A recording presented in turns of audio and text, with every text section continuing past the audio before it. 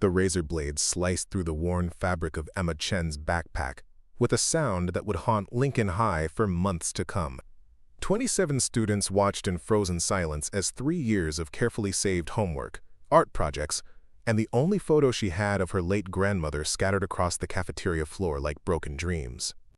What started as another day of routine torment by the school's most feared trio would ignite a chain of events that would expose a culture of systematic bullying, force resignations at the highest levels, and prove that sometimes the quietest students carry the most devastating surprises. Before we jump back in, tell us where you're tuning in from, and if this story touches you, make sure you're subscribed, because tomorrow, I've saved something extra special for you. They thought Emma Chen was just another easy target, another invisible girl they could humiliate without consequence. They had no idea that beneath her oversized sweaters and nervous stammers lay 8 years of disciplined taekwondo training and a spirit forged in the fires of personal tragedy. By the end of this story, 3 bullies would be facing criminal charges, 2 administrators would lose their careers, and Emma Chen would transform from the school's most overlooked student into a symbol of quiet strength that would inspire a generation. Emma Chen had always been a ghost at Lincoln High School, the kind of student teachers forgot to mark present even when she was sitting right there in the front row. At 17, she possessed the peculiar ability to blend into crowds while standing completely alone, her slight frame often hidden behind textbooks that seemed too heavy for her delicate shoulders. Her black hair fell like a curtain around her face, a shield she'd perfected over 3 years of navigating hallways where being noticed meant becoming a target. The morning of October 23rd began like every other Tuesday in Emma's carefully orchestrated routine of invisibility.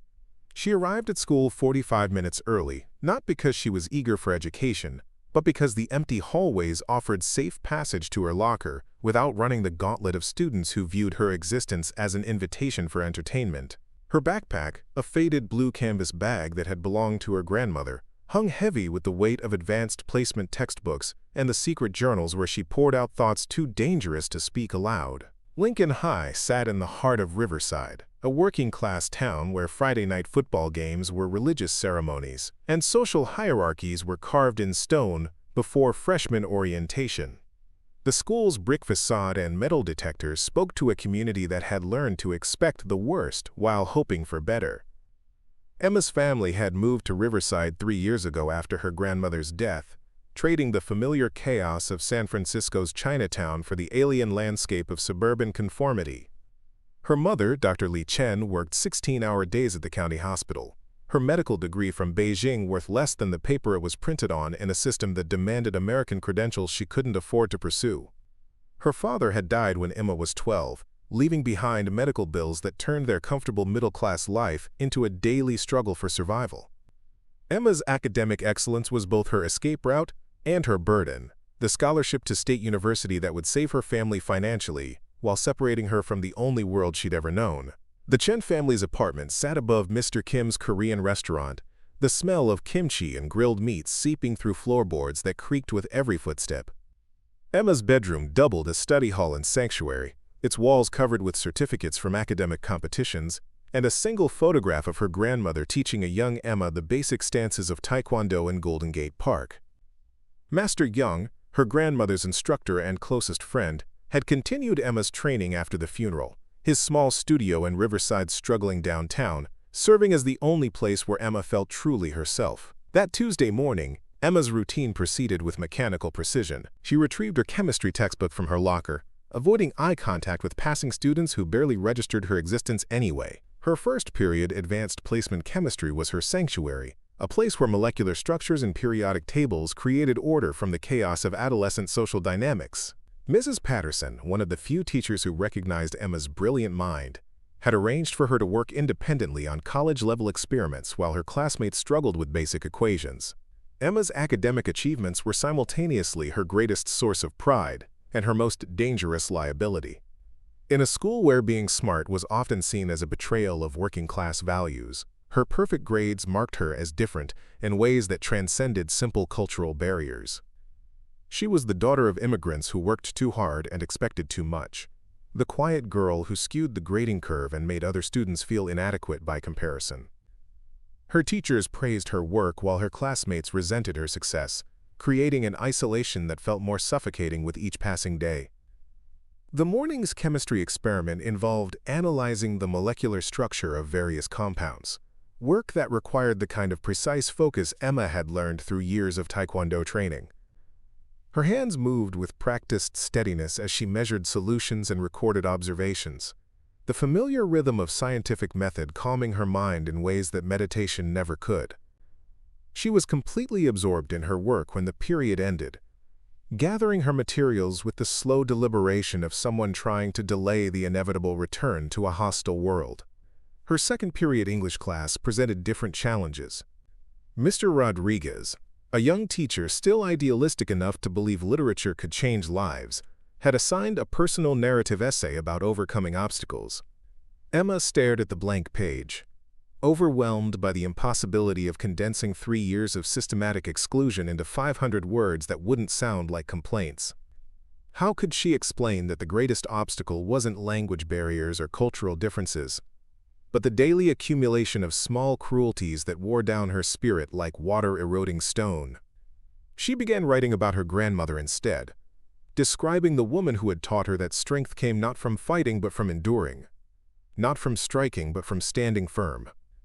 Her pen moved across the page with growing confidence as she described afternoon training sessions in Golden Gate Park, the way her grandmother's weathered hands had guided her through forms that connected her to generations of Korean women who had survived through resilience rather than resistance. The essay was interrupted by the sharp sound of the bell, and Emma reluctantly joined the stream of students flowing toward the cafeteria. Lunch period at Lincoln High was a carefully choreographed dance of social positioning, with each group claiming territory that reflected their place in the school's unforgiving hierarchy. The athletes dominated the center tables near the windows, their letter jackets and confident laughter creating an impenetrable barrier around their chosen space. The academic achievers clustered near the library entrance, speaking in hushed tones about college applications and standardized test scores. Emma's place was at the small table in the far corner, squeezed between the vending machines and the emergency exit. She'd claimed this spot during her freshman year, recognizing its strategic advantages: clear sightlines to identify approaching threats, multiple escape routes if retreat became necessary, and enough distance from the popular crowds to avoid unwanted attention. The table's isolation was both protection and prison, keeping her safe while reinforcing her status as an outsider. She unwrapped the lunch her mother had packed before leaving for her early morning shift at the hospital: rice balls with pickled vegetables and a thermos of green tea that stayed warm until noon. The familiar flavors connected her to home and heritage while marking her as different from classmates who bought pizza and hamburgers from the cafeteria line. Emma ate slowly, using the meal as an excuse to avoid conversation while observing the complex social dynamics that played out around her, like a nature documentary about predators and prey. It was during this careful observation that she first noticed the approach of Lincoln High's most notorious trio: Jessica Martinez, the head cheerleader whose beauty was matched only by her capacity for casual cruelty; Ryan Walsh, the linebacker whose size and aggression made him untouchable both on and off the football field; and Ashley Thompson, the student council president whose political ambitions had taught her to destroy enemies while maintaining plausible deniability.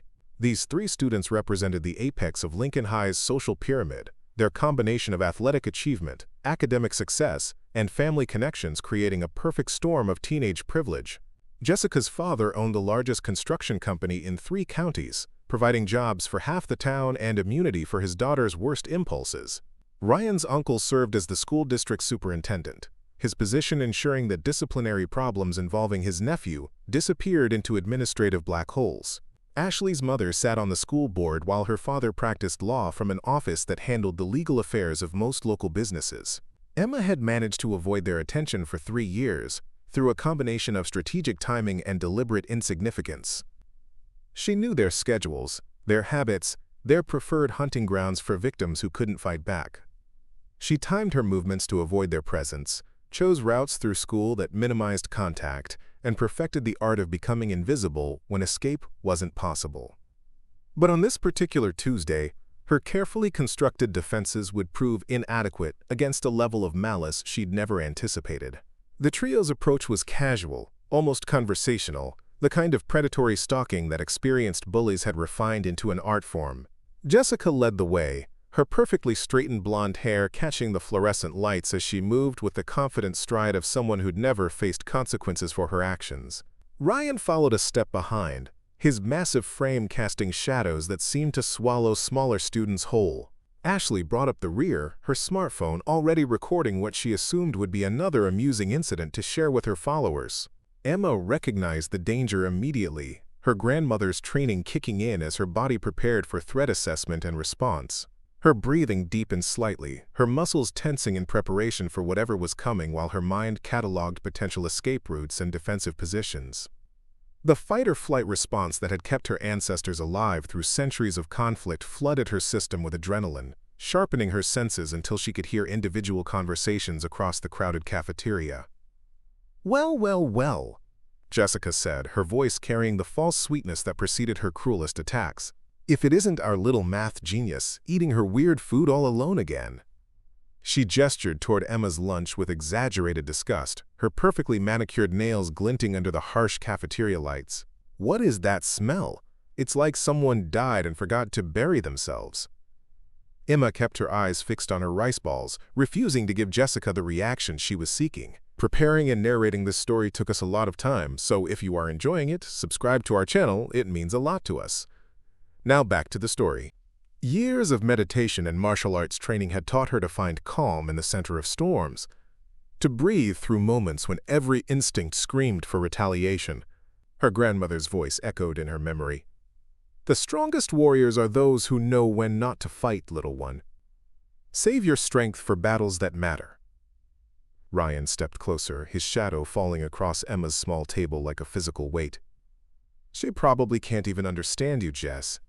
Don't they speak Chinese or something at home?"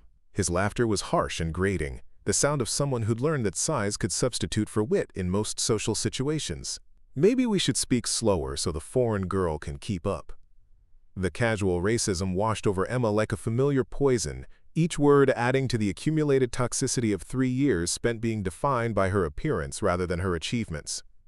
She'd heard every variation of these attacks, endured every stereotype and assumption that ignorant minds could conjure. But she'd also learned that responding to ignorance with anger only gave bullies more ammunition, that dignified silence was often the most powerful form of resistance. Ashley moved to Emma's side, positioning herself for the perfect camera angle while maintaining the pretense of innocent curiosity.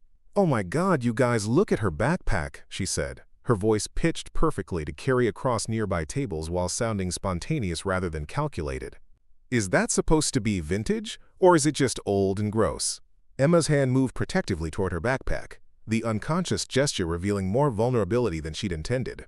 The bag was indeed old, its fabric worn soft by years of use, and faded by countless trips through laundromats that smelled of industrial detergent. But it had been her grandmother's, carried through nursing school in Seoul and immigration paperwork in San Francisco, through night shifts at hospitals and English classes at community colleges.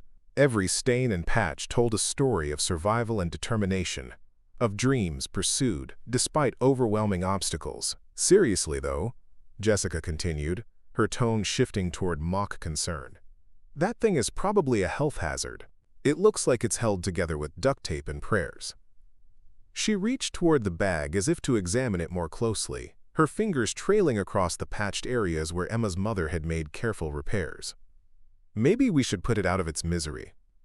The threat was obvious now, the predatory circle tightening around Emma's small sanctuary as other students began to notice the commotion. Some turned away, unwilling to witness another casual cruelty they felt powerless to stop. Others moved closer, drawn by the promise of entertainment that came from watching the powerful destroy the weak. The cafeteria's background noise seemed to fade as conversations stopped, and attention focused on the drama unfolding in the corner. Emma finally looked up, meeting Jessica's eyes with a steady gaze that held none of the fear her tormentors expected. Her grandmother had taught her that true strength began with refusing to be diminished by other people's hatred, that dignity was an internal quality that no external force could destroy. "Please leave me alone," she said quietly, her voice carrying clearly despite its softness. I haven't done anything to any of you." "Haven't done anything?" Ryan's voice climbed with false indignation.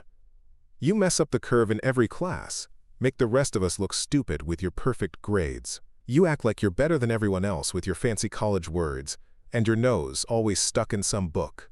He leaned closer, his bulk intimidating, despite Emma's trained ability to assess and counter physical threats. "Maybe it's time someone taught you that being smart doesn't make you special." Ashley's phone captured every moment, her social media instincts recognizing gold when she saw it. The video would be edited later, context removed and narrative crafted to show Emma as the aggressor, the antisocial foreign girl who brought trouble on herself through arrogance and otherness. She'd learned the art of digital manipulation from countless influencers who understood that truth was less important than engagement, that controversy generated clicks regardless of consequences. "You know what your problem is?" Jessica's voice took on the tone of someone delivering profound wisdom. "You think you're better than us because you study all the time and get good grades. But this isn't some foreign country where being a nerd makes you cool. This is America, where people like us matter and people like you serve our food." She gestured around the cafeteria as if presenting evidence of natural law. "Maybe it's time you learned your place." Emma felt the familiar surge of anger that came from being reduced to stereotypes and assumptions, from having her hard work dismissed as foreign otherness rather than personal achievement. But beneath the anger was something else, something harder and more dangerous. The quiet rage of someone who'd spent 3 years absorbing insults while dreaming of the day she could finally push back. Her grandmother's training had given her tools for violence, techniques refined over centuries of conflict and survival. The question was whether this moment justified their use. "I'm not trying to be better than anyone," Emma said, her voice remaining steady despite the emotional storm raging beneath the surface. "I'm just trying to get through school and go to college. I don't want any trouble." She began gathering her belongings, preparing to retreat to the library where she could spend the remainder of lunch period in relative safety. "I'll just go somewhere else." "Oh no," Jessica said, stepping to block Emma's exit route. "You don't get to run away this time. We're having a conversation about respect and your attitude problem." She reached for Emma's backpack again, this time with obvious intent rather than casual curiosity. "Maybe losing some of your precious schoolwork would teach you humility." The moment crystallized with perfect clarity, 3 years of accumulated injustice focusing into a single point of decision. Emma could feel the weight of her grandmother's teachings, the responsibility of representing not just herself but her family and heritage in how she chose to respond. She could also feel the eyes of dozens of students watching, waiting to see if the quiet girl would finally break, or if she'd continue accepting abuse with the passive resignation they'd come to expect.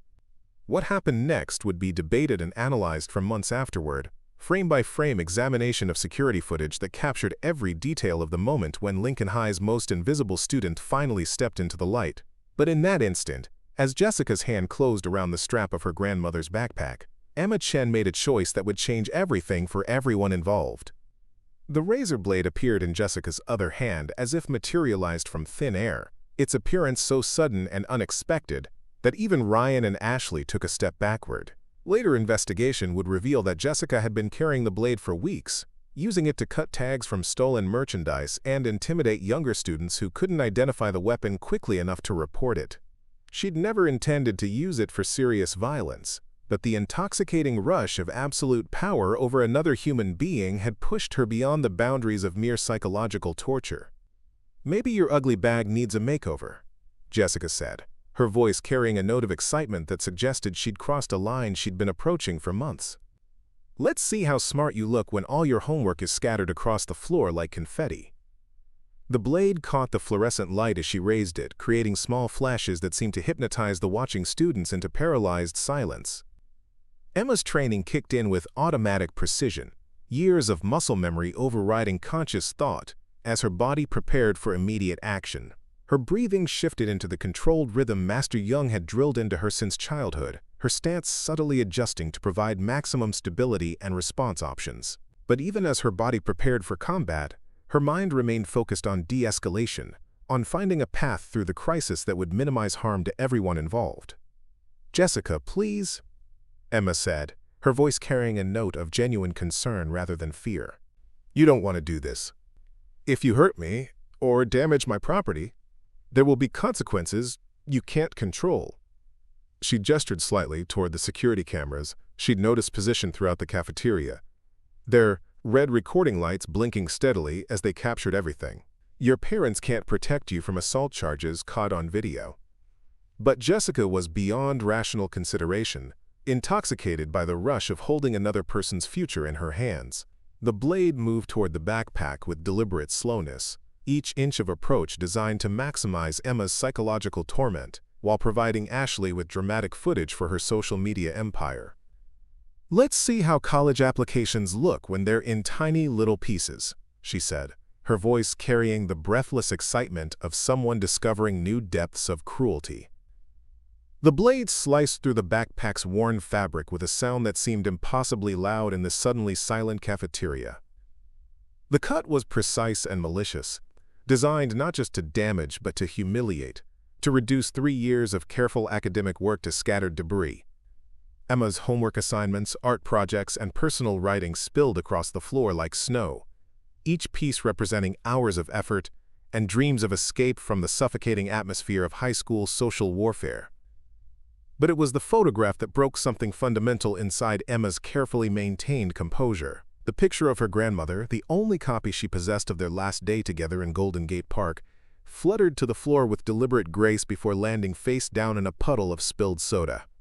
3 years of disciplined emotional control shattered in an instant, replaced by something far more dangerous than teenage anger, the focused rage of a trained warrior whose most sacred memories had been desecrated by casual malice. Emma's transformation was subtle, but unmistakable to anyone who understood the language of violence. Her posture shifted slightly, her weight moving forward onto the balls of her feet in preparation for explosive movement. Her hands, which had been trembling with suppressed emotion, became perfectly still as muscle memory took control of conscious action. Her breathing deepened and slowed, each breath drawing oxygen deep into her core, where it would fuel movements too fast for untrained eyes to follow. The change was so subtle that Jessica didn't notice it immediately, too intoxicated by her own power to recognize the danger signs that would have been obvious to anyone with combat experience. She continued cutting through the backpack with methodical precision, each slice accompanied by cruel laughter and commentary designed to maximize psychological damage. "Oops," she said as Emma's chemistry notebook fell apart in her hands. "Looks like you'll have to do all that work again. Maybe this time you'll remember not to act so superior."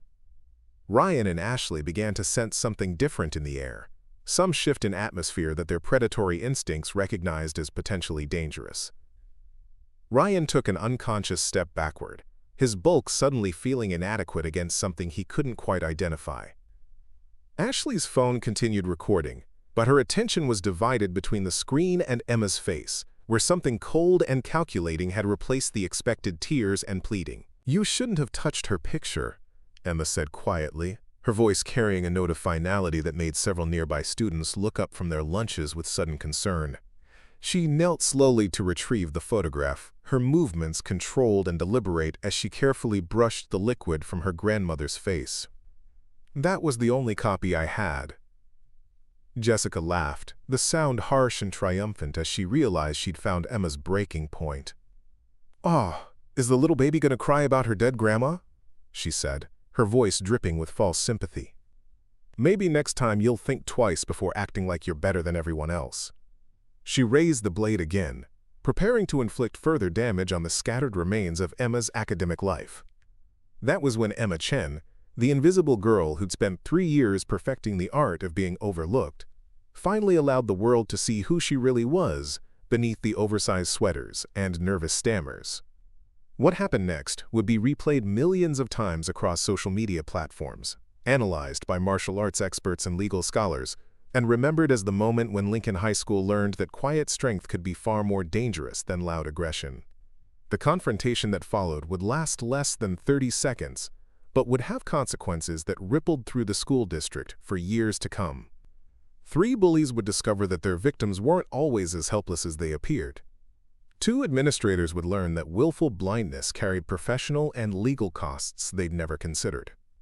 And Emma Chen would emerge from her cocoon of forced invisibility as something beautiful and terrible.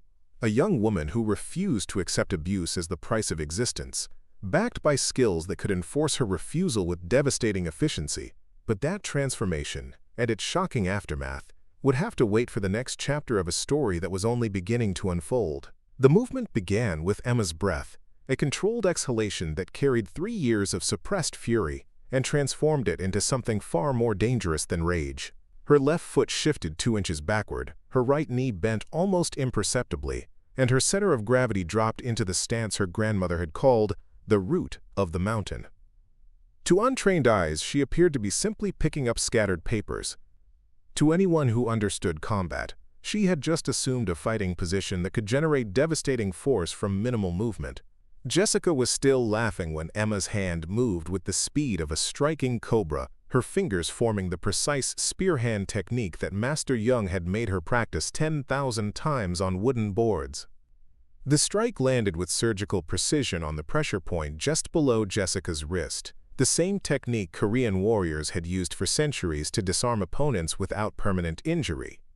The razor blade clattered to the floor as Jessica's fingers went completely numb, her nervous system temporarily short-circuited by a strike that lasted less than 1/10 of a second.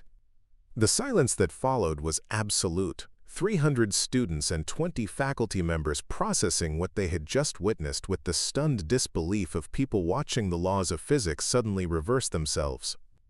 Emma Chen, the invisible girl who flinched when teachers called on her, had just neutralized Lincoln High's most feared bully, with a movement so fast that most observers couldn't identify what had actually happened. The transformation was so complete and unexpected that several students wondered if they were hallucinating. Ryan Walsh processed the situation with the methodical thinking that had made him an effective linebacker, but a poor student of human nature. His brain registered that Emma had somehow hurt Jessica, that the usual power dynamic had been disrupted, and that his reputation as the school's enforcer was now at stake. What he failed to understand was that he was no longer facing a victim, but a trained martial artist who had spent 8 years learning to defend herself against attackers twice her size. "What did you do to her?" Ryan's voice carried the confused anger of someone whose worldview had just been fundamentally challenged. He stepped toward Emma with the lumbering confidence of someone who had never encountered serious resistance, his massive frame casting shadows that had intimidated countless smaller students into submission. "You're gonna pay for that, you little freak." Emma straightened slowly, her movements flowing like water as she assumed a traditional Taekwondo-ready stance. Her feet positioned themselves with automatic precision, her hands rising to the exact angles Master Young had drilled into her muscle memory through countless hours of practice. The baggy sweater that had hidden her lean, muscled frame suddenly seemed less like camouflage and more like strategic deception, concealing the physique of someone who had spent years conditioning her body for combat. "I defended myself," Emma said, her voice carrying a calm authority that made several students take involuntary steps backward. The nervous stammer that had characterized her speech for 3 years was completely gone, replaced by the focused clarity of someone operating from their center of power. "Jessica attacked me with a weapon. What happens next depends on whether you make the same mistake."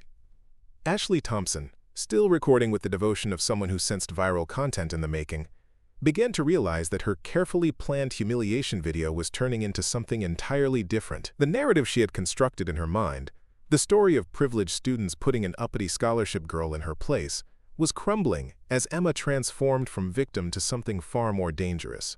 Her political instincts, honed through years of student government manipulation, warned her that this situation was spiraling beyond her control. "Ryan, maybe we should just go," Ashley said, her voice carrying the first note of genuine concern she had expressed all day. "She's obviously crazy, and people are watching." She gestured toward the growing crowd of students who were pulling out phones to document what was rapidly becoming the most dramatic confrontation in Lincoln High's recent history. "We don't want to be on the wrong side of this if it goes viral." But Ryan's pride had been challenged in front of the entire school, his status as an untouchable athlete suddenly called into question by a girl who weighed less than half what he did. The rational part of his brain recognized the wisdom in Ashley's suggestion, but the primitive part that had been shaped by years of unchallenged dominance demanded that he reassert his authority through violence. He had never lost a physical confrontation in his life, and he wasn't about to start with someone he considered inherently inferior. "I'm not running from some foreign nerd," Ryan growled, his hands forming fists that had broken more than one nose during his high school career. "She got lucky with Jess, but let's see how tough she is against someone who can actually fight back." He began to advance with the calculated aggression of a predator who had never encountered effective prey, his confidence growing with each step that didn't result in Emma's retreat. Emma watched his approach with the detached, analytical mind that her grandmother had taught her to cultivate during moments of danger. Ryan was bigger and stronger, but he moved with the careless confidence of someone who had never faced a trained opponent. His stance was wide and unbalanced, his hands held too low to protect his center line, his weight distributed in a way that would make him vulnerable to throws and sweeps. Most critically, he was advancing in a straight line with predictable timing, telegraphing his intentions with every aggressive gesture. "Last warning," Emma said, her voice carrying the flat tone of someone stating facts rather than making threats. "Walk away now, and this ends with Jessica learning to keep her hands to herself. Take another step, and you'll learn why my grandmother spent 8 years teaching me to fight." Her stance shifted almost imperceptibly, her weight moving forward onto the balls of her feet as she prepared to transform defensive positioning into explosive offense. Ryan's response was exactly what Emma had expected from someone whose athletic success had never taught him to think tactically. He charged forward with the same bull rush that had worked against smaller, untrained opponents, his massive frame generating momentum that would have been devastating against anyone who tried to meet force with force. What he encountered instead was the principle of using an opponent's energy against them, a concept that formed the foundation of every martial art Emma had studied.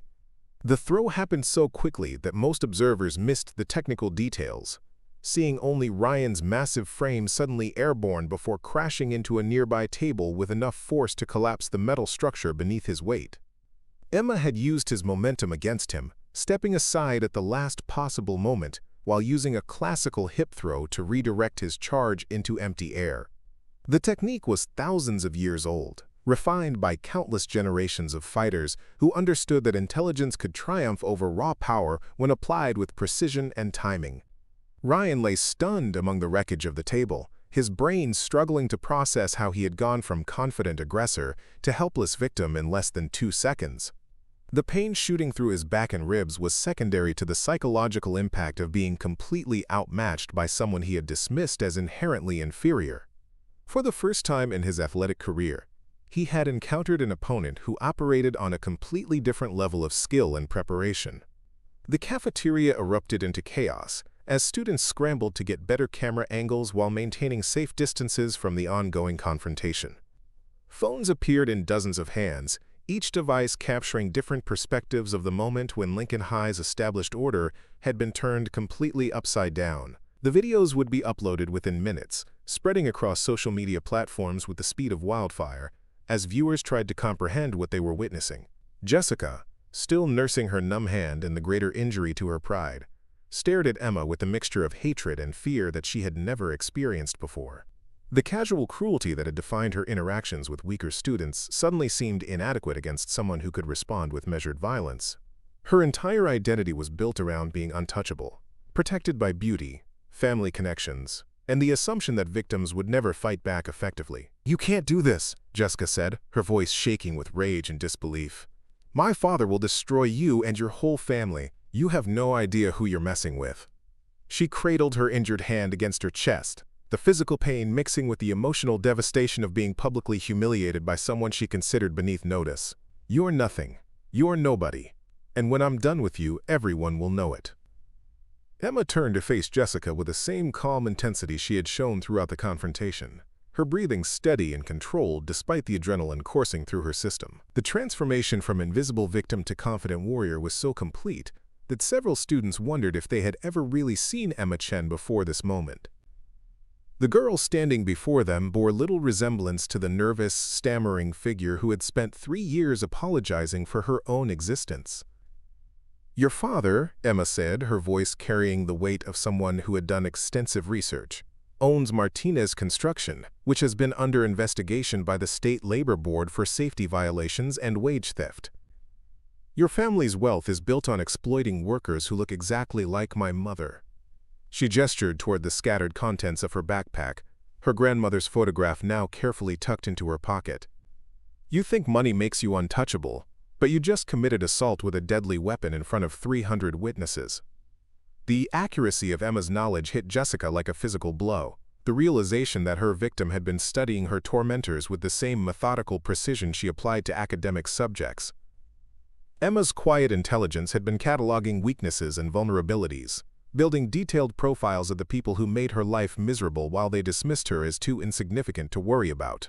The hunter had become the hunted without ever realizing the transition had occurred.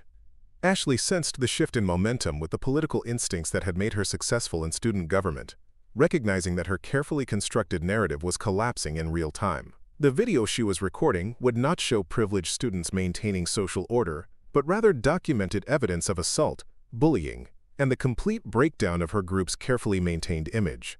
Damage control required immediate action, but she was trapped between her loyalty to Jessica and her instinct for self-preservation.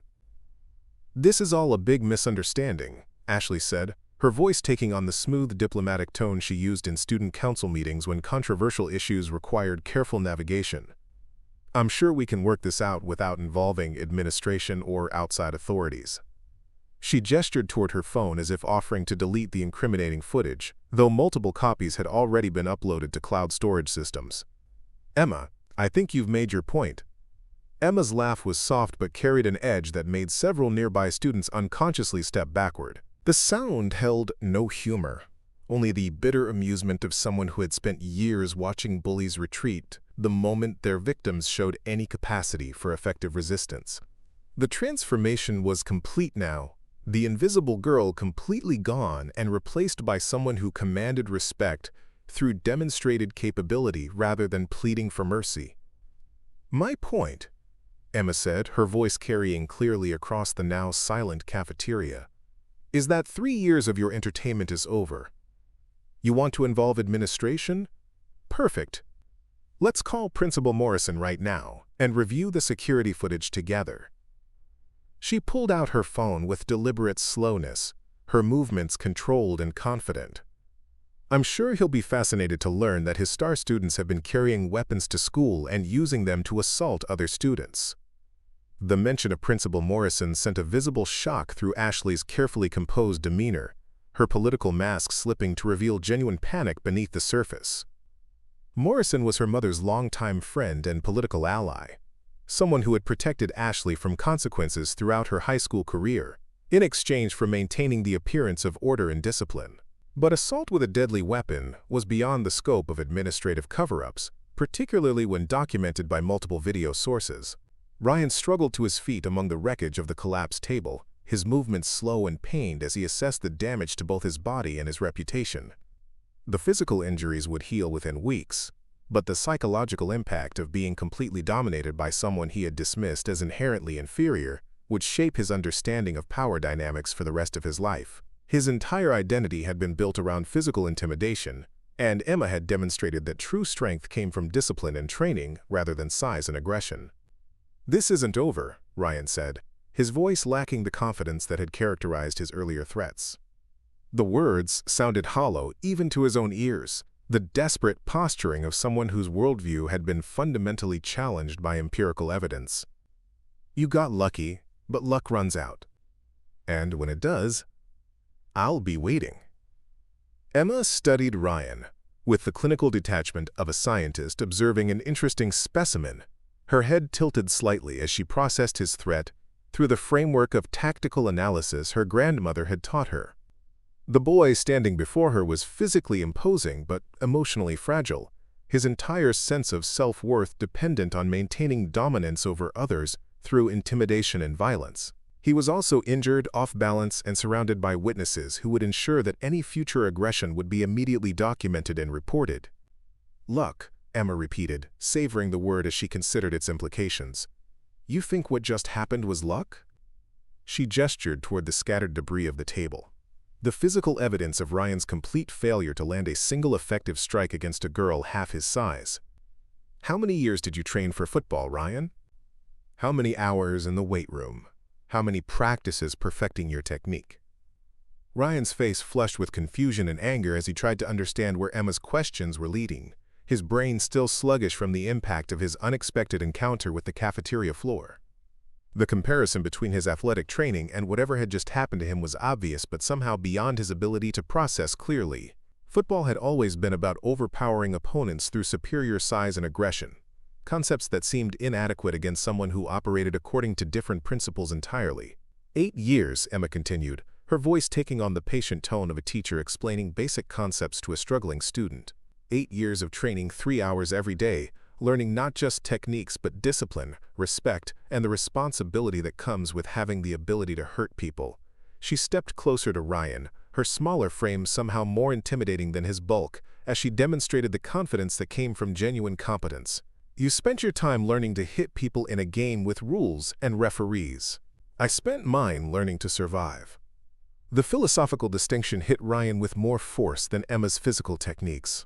The realization that he had been playing at violence while she had been preparing for war. His football training, impressive as it was within the context of organized sports, had never taught him to deal with opponents who fought according to different rules entirely. The structured aggression of athletics was inadequate preparation for the fluid, adaptive violence of martial arts, particularly when wielded by someone who understood the difference between causing pain and causing damage. Mrs. Henderson, the cafeteria supervisor who had been observing the confrontation from behind the safety of the serving counter, finally overcame her paralysis and began moving toward the center of the disturbance.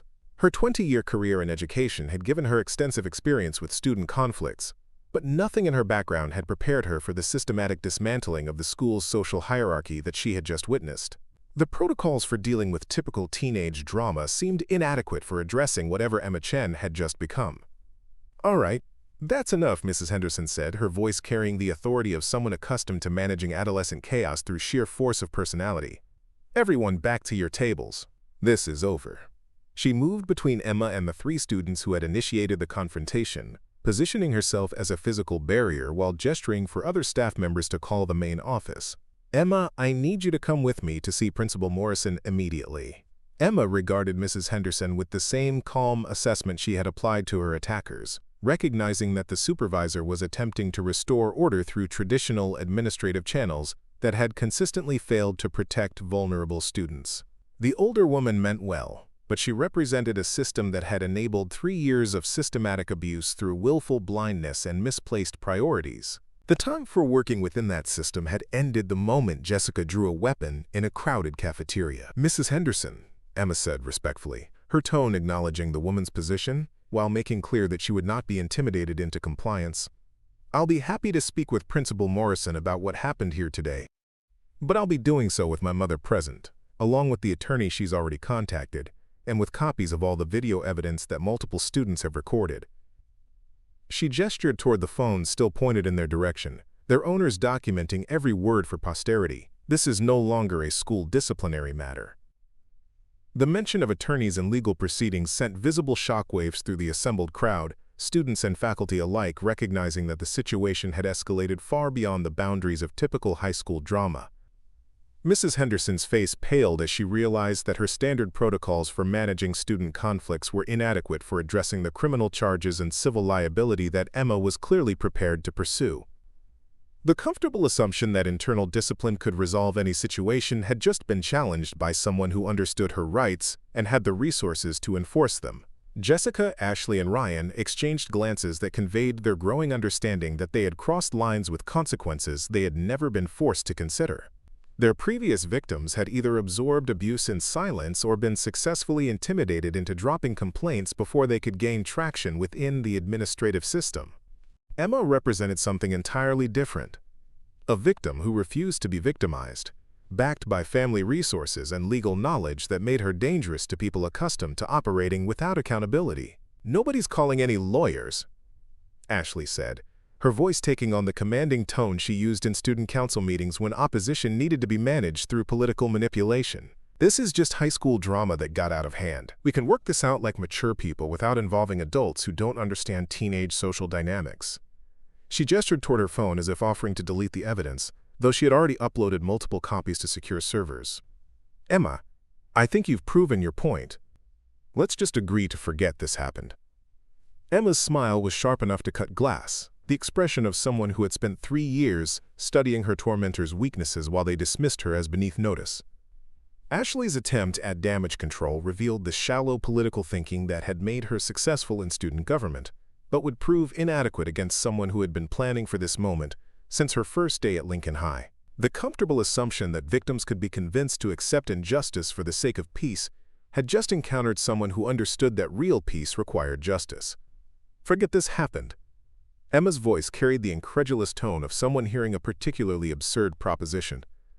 "You want me to forget that Jessica brought a weapon to school and used it to destroy my property while threatening me with physical harm? You want me to forget that Ryan attempted to assault me after I defended myself? You want me to forget 3 years of systematic harassment because acknowledging it might be inconvenient for your college applications?" The systematic recitation of their crimes hit the 3 students like successive physical blows, each charge supported by video evidence and witness testimony that would be impossible to dispute or discredit.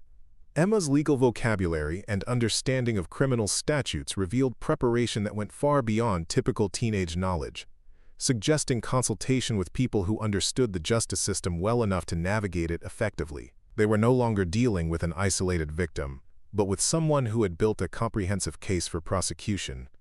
Ashley's political instincts screamed warnings about the narrative implications of Emma's transformation, recognizing that the story spreading across social media would not portray privileged students maintaining order, but rather document the systematic abuse of a vulnerable student who had finally been pushed too far. The viral video would show Jessica attacking with a weapon, Ryan attempting to assault a much smaller victim, and Ashley documenting it all for entertainment. No amount of spin could transform that reality into anything resembling sympathetic portrayal. "You're making a huge mistake," Jessica said, her voice carrying the desperate edge of someone watching their carefully constructed world crumble in real time. "My family has connections you can't imagine. Lawyers, judges, people who matter in this town. You think you can fight us, but you're nothing. Your mother's an immigrant who barely speaks English, and you're just some weird girl nobody likes." The words poured out in a torrent of privileged panic, each insult revealing more about Jessica's understanding of power than about Emma's vulnerabilities. Emma listened to Jessica's threats with the patient attention of someone gathering evidence for future legal proceedings, her phone recording every word while her expression remained perfectly calm. The systematic destruction of Jessica's credibility was proceeding exactly as Emma had anticipated, each desperate statement providing additional proof of the discriminatory mindset that had motivated the original attack. Jessica was destroying herself more effectively than any prosecutor could manage, creating an unassailable record of her own bigotry and entitlement. "My mother," Emma said when Jessica's tirade finally exhausted itself, "immigrated to this country with a medical degree and 20 years of experience as a trauma surgeon. She speaks 4 languages fluently and works 16-hour days to provide healthcare for people who don't have the luxury of inherited wealth." Her voice remained steady and controlled, but an edge of steel had entered her tone that made several students unconsciously step backward. "She also taught me that people who use bigotry as a weapon usually do so because they have nothing else to offer." The accuracy of Emma's assessment hit Jessica like a physical blow, the realization that her victim had been studying her with the methodical precision of a scientist examining a particularly unpleasant specimen. Emma's quiet intelligence had been cataloging not just the methods of abuse but the psychological weaknesses that drove them, building a comprehensive understanding of her tormentors that they had never bothered to develop about her. The hunter had indeed become the hunted, and the prey had revealed itself to be far more dangerous than anyone had imagined. "Mrs. Bleichel, Henderson attempted to regain control of the situation by appealing to the crowd of students who continued to document every moment on their phones, recognizing that the viral spread of the confrontation was beyond any hope of containment. Her experience with teenage social dynamics told her that the story being created in real time would define the reputations and futures of everyone involved, with consequences that would extend far beyond the walls of Lincoln High School.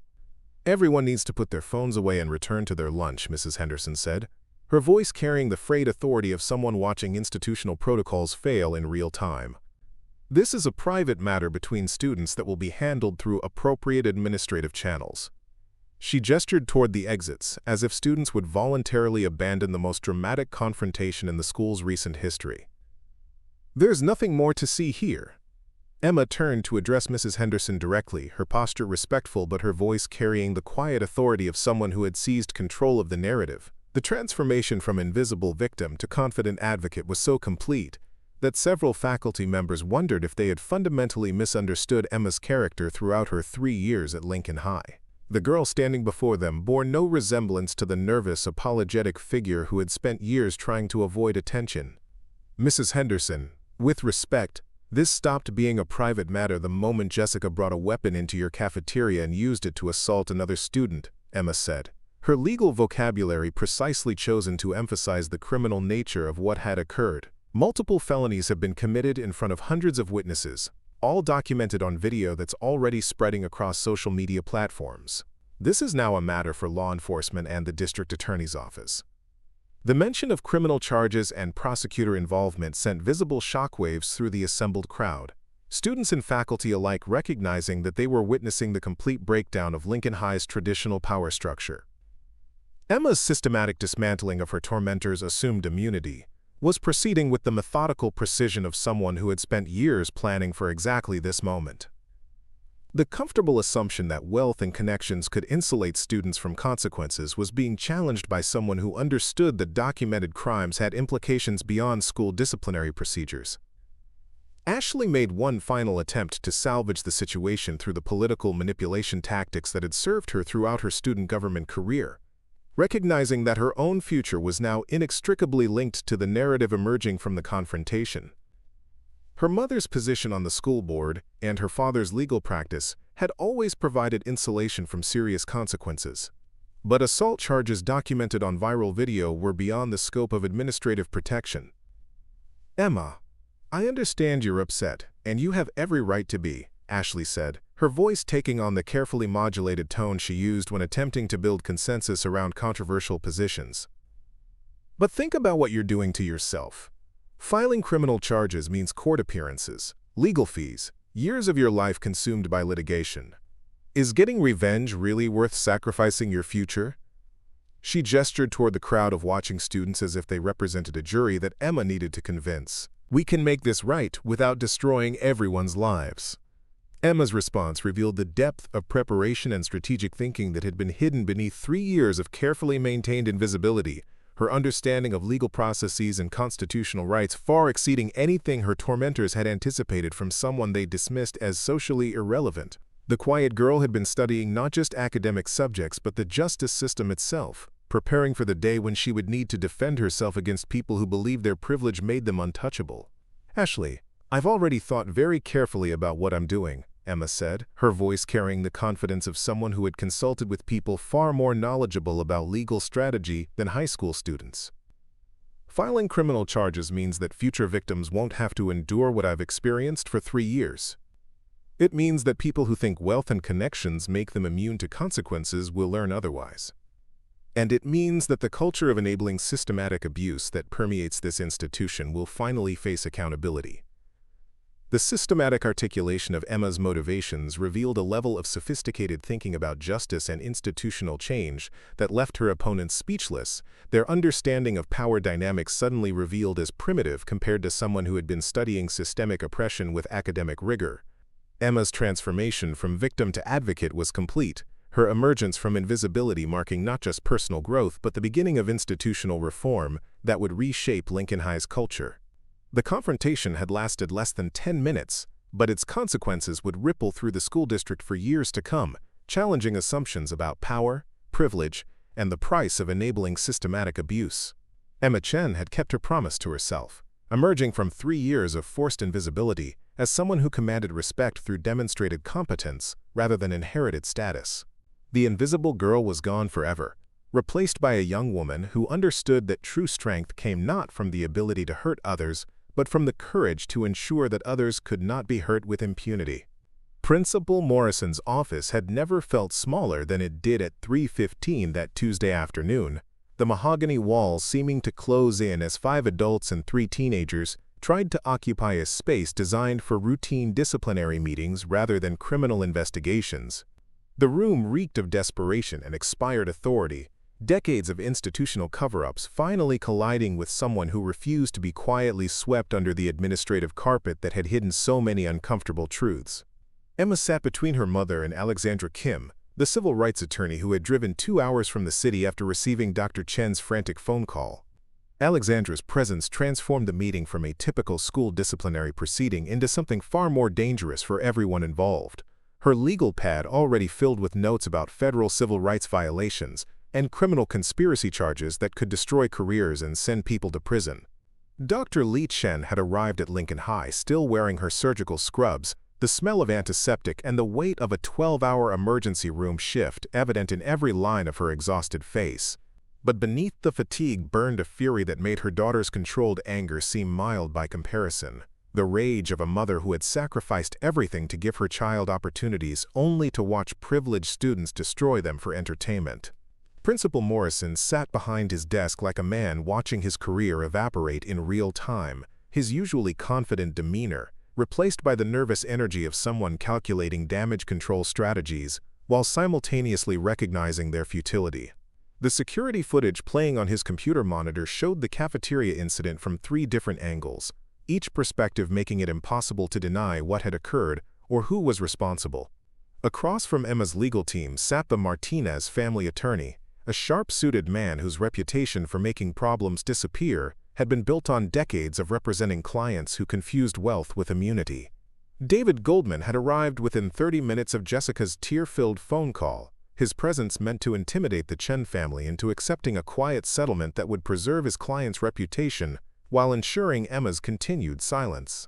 The Wilson and Thompson families had also retained legal representation, their attorneys forming a wall of expensive suits designed to project the kind of institutional power that had always been sufficient to resolve uncomfortable situations. But the careful choreography of privilege protecting itself was being disrupted by Emma's systematic refusal to accept the role of grateful victim, her transformation from invisible target to immovable obstacle confounding people, accustomed to getting their way through financial leverage. "Let me be absolutely clear about the situation we're facing," Alexandra said, her voice cutting through the tension with the precision of someone accustomed to dismantling institutional corruption. "My client was assaulted with a deadly weapon in front of 300 witnesses, all of whom recorded the incident on devices that have already uploaded the evidence to social media platforms. We're not here to negotiate, we're here to ensure that appropriate criminal charges are filed." Goldman leaned forward with the predatory smile of someone who had spent decades convincing families to accept injustice in exchange for financial compensation, his confidence built on a track record of making inconvenient victims disappear through carefully crafted settlements. He had never encountered a case where the victim possessed both the resources to fight back and the determination to see justice done regardless of personal cost. "Miss Kim, I think we can reach a mutually beneficial agreement that serves everyone's interests," Goldman said, his tone carrying the patronizing warmth of someone explaining complex adult matters to children. "My clients are prepared to offer substantial compensation for any distress Ms. Chen may have experienced, along with guarantees that this type of misunderstanding won't occur again. Surely we can resolve this matter without the trauma and expense of prolonged litigation." Emma watched Goldman's performance with the clinical detachment her grandmother had taught her to maintain during confrontational situations, recognizing the systematic application of psychological pressure designed to make victims feel responsible for protecting their attackers from consequences.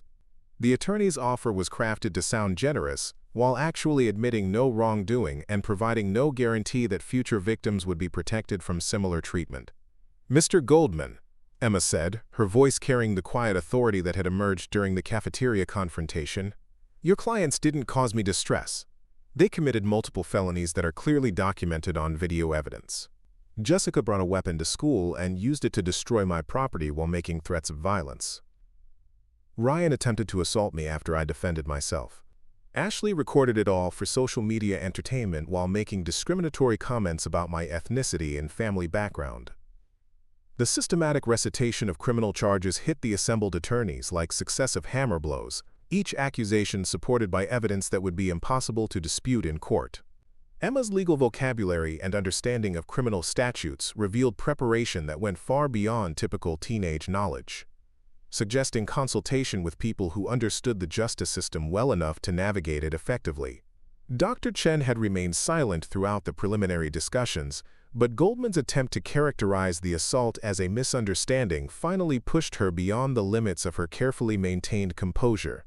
20 years of working in American hospitals had taught her to navigate institutional racism with diplomatic precision, but watching privileged families attempt to buy their way out of accountability for attacking her daughter triggered something primal and dangerous. "My daughter has endured 3 years of systematic harassment from your clients," Dr. Chen said, her accent thickening slightly as emotion strained her usually perfect English. "Teachers who ignored their behavior, administrators who protected them because of their family's donations, and a culture that taught them to believe they could hurt other people without consequences. This ends today." Principal Morrison attempted to regain control of the meeting by appealing to shared interests in maintaining Lincoln High's reputation, recognizing that the viral spread of the cafeteria incident was already damaging the school's carefully cultivated image. His 20-year career had been built on managing conflicts through compromise and damage control, but Emma's refusal to accept traditional solutions was forcing him into uncharted territory. "I think we all want what's best for the students involved," Morrison said, his voice carrying the desperate reasonableness of someone watching institutional protocols fail in real time. Lincoln High has always prided itself on resolving conflicts through restorative justice rather than punitive measures. Perhaps we can develop a plan that addresses everyone's concerns while allowing our students to learn from this experience and move forward positively. Alexandra's laugh was sharp enough to cut glass, the sound of someone who had spent years watching administrators prioritize institutional convenience over student safety. Her experience with educational civil rights cases had taught her to recognize the coded language that schools used to protect perpetrators while blaming victims for refusing to accept continued abuse. Principal Morrison, restorative justice requires acknowledgement of wrongdoing and genuine commitment to change, Alexandra said, her tone suggesting that such concepts were foreign to Lincoln High's administrative culture. "Your students brought weapons to school, committed assault and battery, and documented their crimes for social media entertainment. The only lesson they're learning from your response is that wealth provides immunity from consequences." The mention of weapons charges sent visible shockwaves through the assembled parents. Their comfortable assumption that teenage cruelty could be dismissed as immaturity, suddenly challenged by legal terminology that carried serious criminal implications. Jessica's parents exchanged glances that revealed their growing understanding that their daughter's behavior had crossed lines with consequences they had never been forced to consider. Emma pulled out her phone and began scrolling through the notifications that had been accumulating since the cafeteria incident, each message representing another person who had shared the video evidence across social media platforms. The viral spread was proceeding exactly as she had anticipated, creating a public record that would make quiet administrative cover-ups impossible to maintain. "The video has been shared 47,000 times in the past 4 hours, Emma said, her voice carrying the matter-of-fact tone of someone reporting weather conditions. "Local news stations are calling for interviews, and the state attorney general's office has opened an investigation into the school district's handling of previous incidents involving these same students. This is no longer a private matter that can be resolved through internal discipline." The revelation that state authorities were already involved transformed the meeting from damage control negotiation into crisis management session, the assembled attorneys recognizing that their clients' legal exposure had expanded far beyond simple assault charges. Emma's systematic documentation of institutional failures was providing prosecutors with evidence of a pattern of enabling behavior that could result in federal civil rights violations. Jessica's mother, Patricia Martinez, finally spoke for the first time since entering the office, her voice shaking with a combination of fear and rage that revealed how completely the family's comfortable world had been disrupted. The woman who had spent years using her husband's construction company as leverage to ensure her daughter's social dominance was discovering that criminal charges were beyond the scope of economic intimidation. "This is insane," Patricia said, her carefully maintained composure cracking to reveal something ugly beneath the surface. "Jessica made a mistake, but she's just a child. You can't destroy her future over some teenage drama that got out of hand. She's been accepted to Stanford. She has a bright future ahead of her. One moment of poor judgment shouldn't ruin her entire life." Emma studied Patricia Martinez with the same analytical intensity she had applied to her attackers. recognizing the systematic minimization of criminal behavior that had enabled 3 years of escalating abuse. The woman's attempt to characterize premeditated assault as teenage drama revealed the fundamental disconnect between privileged families and the reality of consequences that applied to everyone else. "Mrs. Martinez, your daughter didn't make a mistake," Emma said, her voice carrying the patient tone of someone explaining basic concepts to someone struggling with comprehension. "She planned an attack, brought a weapon to school, and used it to assault another student while making discriminatory threats." Stanford University has an honor code that specifically addresses criminal behavior by admitted students. They should probably know what kind of person they're considering for admission. The mention of contacting Stanford sent Patricia into a panic that revealed how completely the family's priorities had been focused on maintaining appearances rather than addressing their daughter's behavior. The comfortable assumption that criminal charges could be managed through legal maneuvering was being challenged by Emma's understanding that institutional accountability required transparency rather than cover-ups. Alexandra had been taking detailed notes throughout the meeting, her legal pad filled with admissions and statements that would form the foundation of both criminal and civil proceedings. The systematic documentation of institutional failures was proceeding exactly as she had planned, each conversation providing additional evidence of the culture that had enabled systematic abuse. "Principal Morrison, I need you to understand the federal implications of what we're discussing," Alexandra said, her tone suggesting that such understanding might be beyond the administrator's capabilities. "Title IX requires educational institutions to provide safe learning environments free from harassment and discrimination. Your school's pattern of protecting perpetrators while silencing victims constitutes deliberate indifference to civil rights violations." Morrison's face paled as he recognized the legal terminology that could end his career and expose the district to millions of dollars in federal penalties, his comfortable assumption that local problems could be managed through local solutions suddenly challenged by someone who understood constitutional law. The careful balance he had maintained between protecting donors and managing conflicts was collapsing under scrutiny from people who operated according to different principles entirely. Ryan Wilson's parents had remained largely silent throughout the meeting, their shock at their son's complete failure to physically intimidate a much smaller opponent, still competing with their growing understanding of the legal consequences he was facing.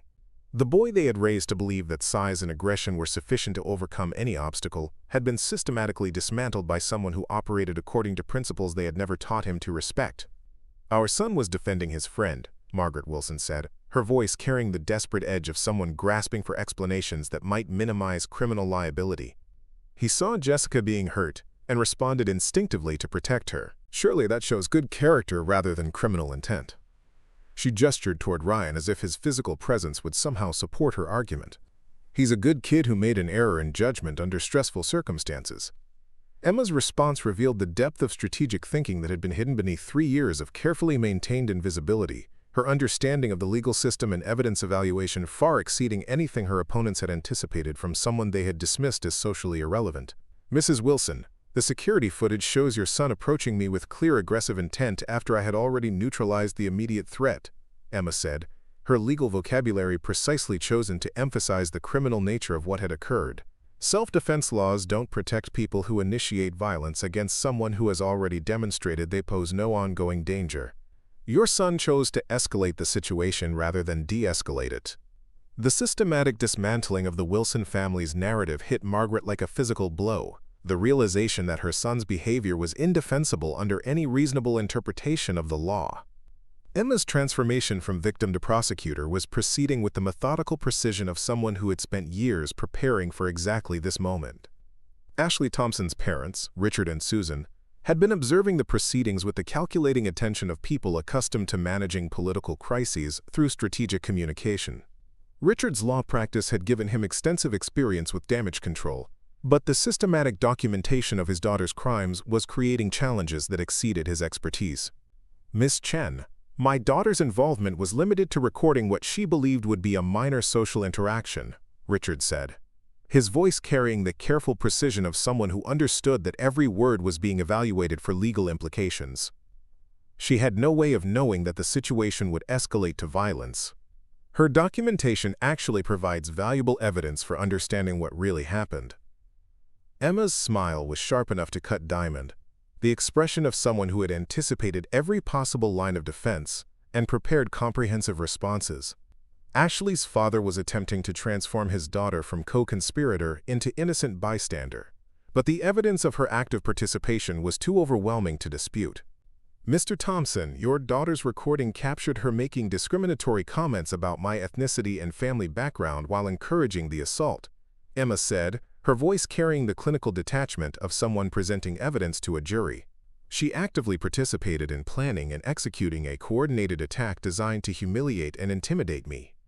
That makes her a co-conspirator rather than an innocent observer." The legal terminology sent shockwaves through Richard Thompson's carefully maintained composure, his recognition that his daughter's behavior had crossed lines with serious criminal implications competing with his political instincts for damage control. The comfortable assumption that teenage cruelty could be dismissed as social media drama was being challenged by someone who understood the difference between free speech and criminal conspiracy. Dr. Chen had been listening to the systematic attempts to minimize her daughter's suffering with growing rage, her years of diplomatic restraint finally overwhelmed by the casual dismissal of criminal behavior by people who had never faced real consequences for their actions. The transformation from polite professional to protective mother was as complete as her daughter's evolution from victim to advocate. "For 3 years, I have watched my daughter absorb abuse that would have broken most children," Dr. Chen said, her voice carrying the controlled fury of someone who had reached the end of their patience. "Teachers who ignored harassment, administrators who protected bullies, and families who taught their children that cruelty was entertainment. Emma has shown more strength and character in one day than your children have demonstrated in their entire lives." The systematic indictment of Lincoln High's culture hit the assembled parents like successive physical blows, each accusation supported by 3 years of documented incidents that painted a picture of institutional failure extending far beyond the cafeteria confrontation. Dr. Chen's professional credibility and personal sacrifice gave her words a moral authority that made defensive responses seem inadequate. Alexandra recognized that the meeting had reached the point where continued discussion was counterproductive, her legal objectives already accomplished through the systematic documentation of admissions and contradictory statements. The foundation for both criminal prosecution and civil litigation had been established, creating multiple avenues for holding the perpetrators and enablers accountable. "Principal Morrison, my client will be transferring to another school district immediately," Alexandra said, her tone indicating that the decision was final rather than negotiable. "The hostile environment at Lincoln High makes continued attendance impossible, and the district's pattern of protecting perpetrators makes future safety unlikely. We'll be seeking full compensatory and punitive damages for the educational disruption." The mention of transferring schools and seeking damages sent visible panic through the assembled administrators, their recognition that Emma's departure would trigger state investigations while simultaneously exposing the district to massive financial liability. The comfortable assumption that victims could be convinced to endure continued abuse for the sake of institutional stability was being challenged by someone who refused to sacrifice her future for their convenience. Emma stood slowly, her movements controlled and deliberate as she prepared to leave an environment that had systematically failed to protect her while enabling her tormentors. The transformation from invisible victim to confident advocate was complete, her emergence from 3 years of forced silence, marking not just personal growth, but the beginning of institutional accountability. "Principal Morrison, you had 3 years to address the culture of harassment and discrimination that made today's assault inevitable," Emma said, her voice carrying the weight of someone delivering final judgment. "You chose to protect donors rather than students, to preserve appearances rather than ensure safety. The consequences of those choices are no longer my responsibility." The systematic indictment of administrative failures left Morrison speechless, his comfortable assumption that conflicts could be managed through compromise and delay, suddenly challenged by someone who understood that justice required accountability rather than accommodation. The careful balance he had maintained between protecting perpetrators and managing appearances was collapsing under scrutiny from people who operated according to different principles entirely. As Emma gathered her belongings and prepared to leave Lincoln High for the final time, she reflected on the journey that had brought her from invisible victim to confident advocate. The girl who had entered the cafeteria that morning, desperate for acceptance and terrified of confrontation, was gone forever. In her place stood a young woman who understood that true strength came not from the ability to absorb abuse, but from the courage to ensure that others would not suffer the same fate. The hallways that had once felt like a gauntlet of potential humiliation now seemed like a monument to institutional failure, their walls bearing witness to 3 years of systematic abuse that had finally met its match in someone who refused to be silenced. Emma's footsteps echoed with the confidence of someone who had discovered that the power to change unjust systems lay not in pleading for mercy but in demanding accountability. Behind her, the meeting continued with increasingly desperate attempts to minimize legal exposure and preserve institutional reputations, but Emma no longer cared about the machinations of people who had consistently prioritized convenience over justice. Her focus had shifted from survival to transformation, from enduring abuse to ensuring that future victims would have advocates who understood that silence was not strength but complicity. The October afternoon sun felt different as Emma stepped outside Lincoln High for the final time, its warmth carrying the promise of new beginnings rather than the burden of daily survival. The invisible girl was gone, replaced by someone who had learned that the most powerful weapon against systematic oppression was the refusal to be invisible any longer.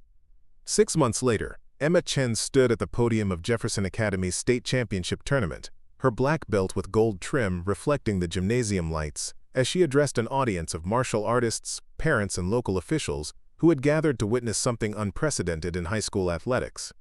The girl who had once been invisible was now speaking about courage, justice, and the responsibility that came with possessing the skills to defend others. The criminal trials had concluded 3 weeks earlier with outcomes that sent shockwaves through the educational establishment. Jessica Martinez received 18 months in juvenile detention plus community service, her Stanford acceptance permanently revoked after the university learned about her weapons conviction. Ryan Wilson faced assault charges that resulted in probation and mandatory anger management, his football scholarship opportunities vanishing overnight. Ashley Thompson's documentation of the conspiracy earned her accessory charges in community service. Her political aspirations effectively ended before they began. Principal Morrison had resigned under pressure from federal investigators who discovered a pattern of enabling behavior spanning his entire career, while 2 school board members faced criminal charges for conspiracy to obstruct justice. The Martinez Construction Company lost several municipal contracts when the assault video went viral, their reputation destroyed by association with their daughter's crimes. The systematic dismantling of Lincoln High's protective culture was complete, but Emma's transformation extended far beyond the courtroom victories. Jefferson Academy had welcomed her with open arms, recognizing her academic brilliance while celebrating the martial arts expertise that made her a natural leader among students who respected strength earned through discipline, rather than inherited through privilege. Her teachers treated her as a scholar rather than a curiosity, while classmates sought her guidance on everything from self-defense to standing up against institutional injustice. Master Young had been instrumental in her development, using Emma's experience to create a comprehensive anti-bullying program that combined traditional TAEKWONDO philosophy with modern conflict resolution techniques.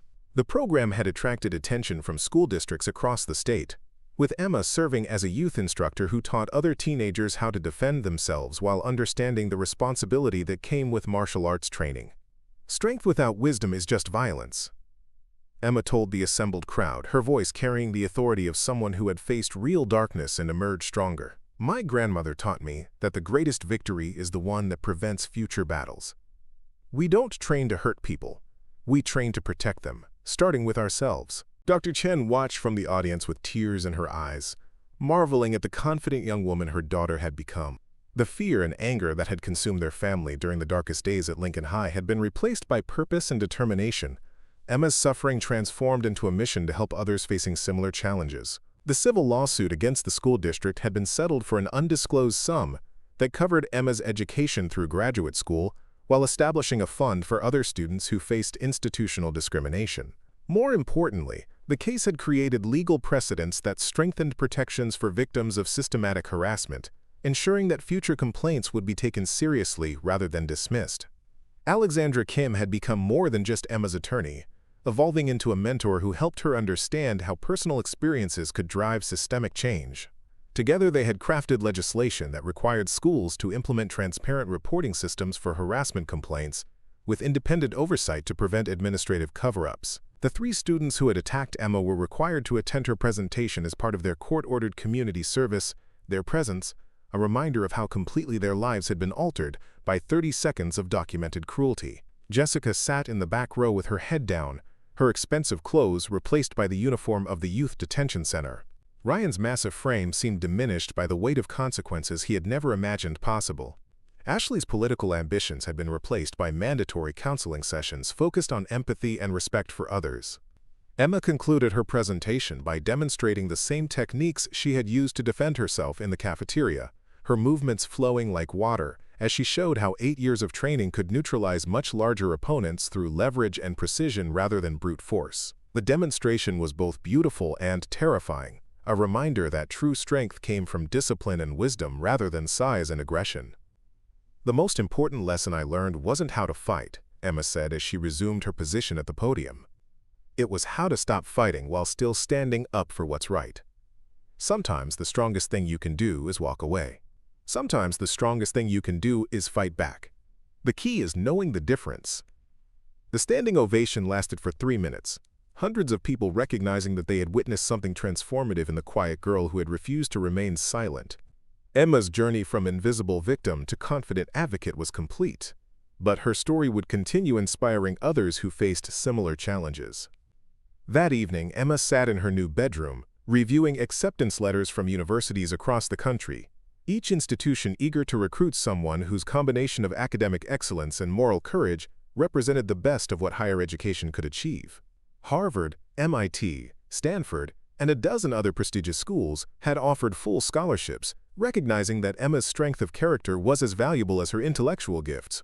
She selected Harvard's offer, drawn by their program in civil rights law and their commitment to public service. The girl who had once dreamed of simply surviving high school was now planning a career dedicated to protecting others from the institutional failures that had nearly destroyed her own future. Master Young arrived for their evening training session, finding Emma practicing forms in the backyard where she had spent countless hours perfecting techniques that had ultimately saved her life. His pride in her development extended far beyond martial arts, encompassing the wisdom and compassion she had shown throughout her ordeal. "Your grandmother would be proud," he said simply, watching Emma move through patterns that connected her to generations of Korean warriors who had fought for justice against overwhelming odds. She always said that the strongest steel was forged in the hottest fires. Emma smiled, touching the pendant that held her grandmother's photograph, the same picture that had been damaged in the cafeteria attack but carefully restored by a professional conservator. The image reminded her daily that strength was not just about protecting yourself but about ensuring that others would not suffer the same injustices. The story that had begun with a razor blade cutting through worn fabric had evolved into something larger than personal revenge or individual justice. Emma's refusal to remain invisible had exposed systematic failures that affected thousands of students, her transformation inspiring others to find their own voices against institutional oppression. Years later, Emma would remember this moment as the true end of her journey from victim to victor, the recognition that her suffering had been transformed into purpose that would protect countless others. The invisible girl was gone forever, replaced by someone who understood that the greatest strength came not from the ability to remain hidden, but from the courage to stand in the light and ensure that others could do the same. Lincoln High School had been fundamentally transformed by the scandal, its culture of privilege and enabling replaced by transparent accountability and genuine respect for all students. New administrators had implemented comprehensive anti-bullying programs, while the student body had learned that cruelty carried consequences that could not be bought or influenced away. The 3 students who had attacked Emma were completing their final months of court-ordered service, their futures forever altered by the choice to target someone they had assumed would never fight back. Their story served as a cautionary tale about the true cost of unchecked privilege and the dangers of assuming that anyone was powerless enough to abuse without consequence. Emma's transformation was complete, but her impact was just beginning. The shy girl, who had once hidden behind textbooks and oversized sweaters, had become a force for justice whose influence would ripple through generations of students who would never have to endure what she had suffered in silence. Up next, you've got 2 more standout stories right on your screen. If this one hit the mark, you won't want to pass these up. Just click and check them out.